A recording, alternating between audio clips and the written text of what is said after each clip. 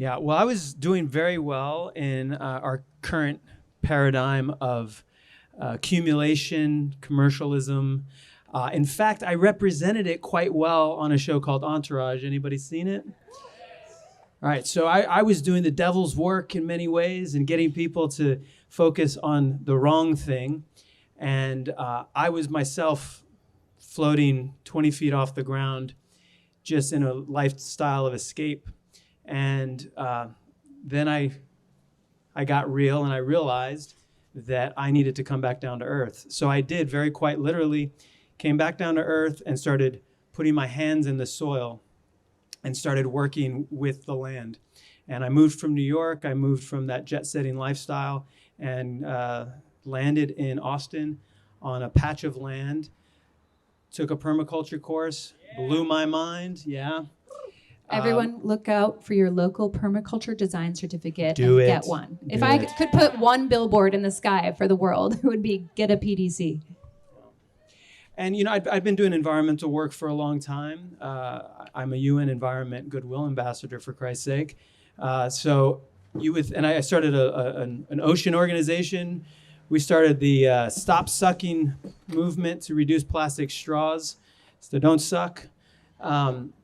And so I thought I was doing the good stuff. I thought I was doing really well for the environment, but I realized that I was preaching a lot. I was telling, governments that they had to change, or others that they had to do the right thing. And meanwhile, my lifestyle was not in alignment with my values in many ways.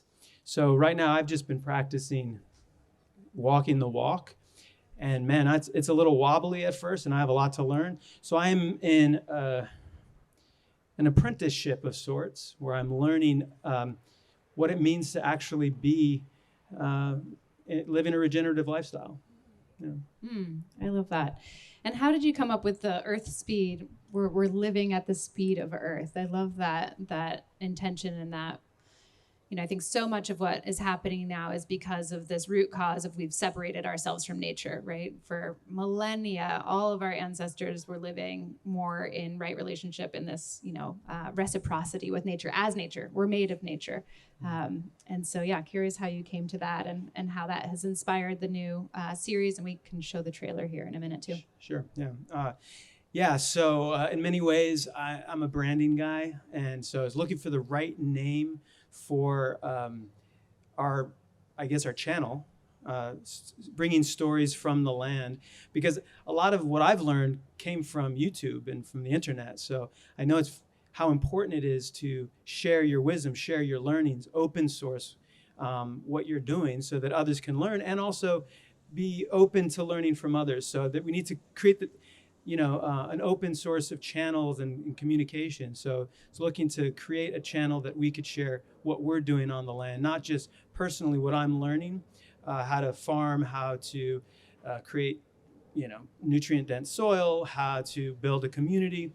And so while I was taking my permaculture course, the one thing that kept coming up is designing from patterns to details, which is one of the principles.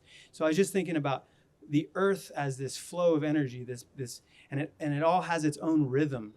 And humans often try and impose their pace, their timeline, quarters and years. And we want it now, and we want to do it in our lifetime because we have the fear of death and whatever, so we want to do it quickly. But really, if we start getting in touch with the rhythms of the earth, if you start living a lifestyle not in the immediate indulgence and gratification, but really in the cadence of nature, it changes your whole perspective and what you actually design for. So you're not just designing for the immediate moment, yourself, your lifetime, but you're starting to design for your future self as you're born into new entities into the future. So for me, it's about living in the pace of nature, the lifestyle, the timeline of nature, which is a much longer timeline. I love that. Yeah, that's that myopic thinking, that short-term thinking. The quarterly profits is another one of those kind of generator functions or root causes that's causing this meta crisis that we're in now, right? And so living at that slower speed kind of, roots us into this new paradigm where we can actually build a self-sustaining system so that we don't have to, crumble in the face of late stage capitalism as we are now. But we have this new system that's rising, right? We're hospicing the old as we're midwifing this new. And I think that's kind of a hack to be able to do so, is to tune into that speed. Yeah. Do we have the trailer up? Is that possible to run? I had thought I had made it. I did all the things that society told me I should do, and there was just something that was missing.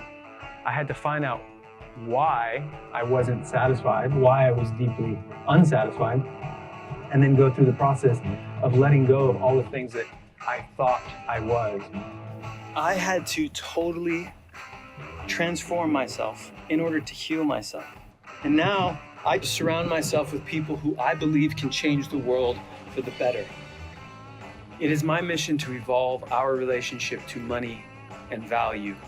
As an investor, I look to back up founders that create positive change by focusing on the things that are vital. And together we can create a yield beyond money.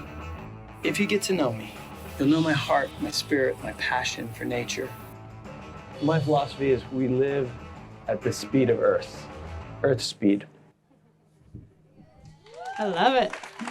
Excited. So that's We're we're launching December 3rd. What's today? 2 days. In 2 days, we're starting small on social, and then we're gonna grow from there. So check it out. I love it. I love it. Well, as we wrap up here, I'd love to hear more about DuContra Ventures and the root behind it of being rebellious, questioning everything, following the Buckminster Fuller, famous quote of, you can't change things by just fighting the existing reality. In order to change something, build a new model that makes the existing model obsolete. How do we do that? How do we rebel? And through investments and finance. Yeah.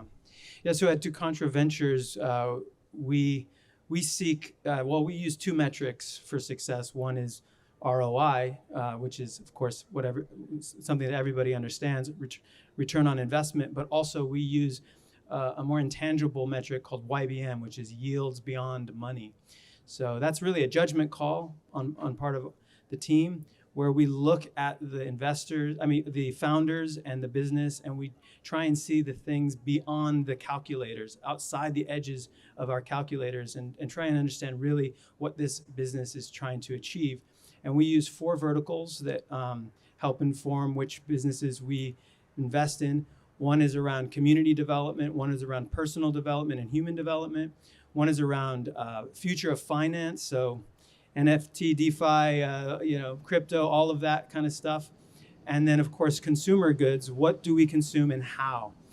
So within those 4, we're looking to invest in the future. I love it. Woo, that's exciting. All right, we have to cut it now, unfortunately. But thank you so much for joining us. Thank you for being part of the Regenaissance. It's really an honor to walk this path together. Bye-bye. Thank you all.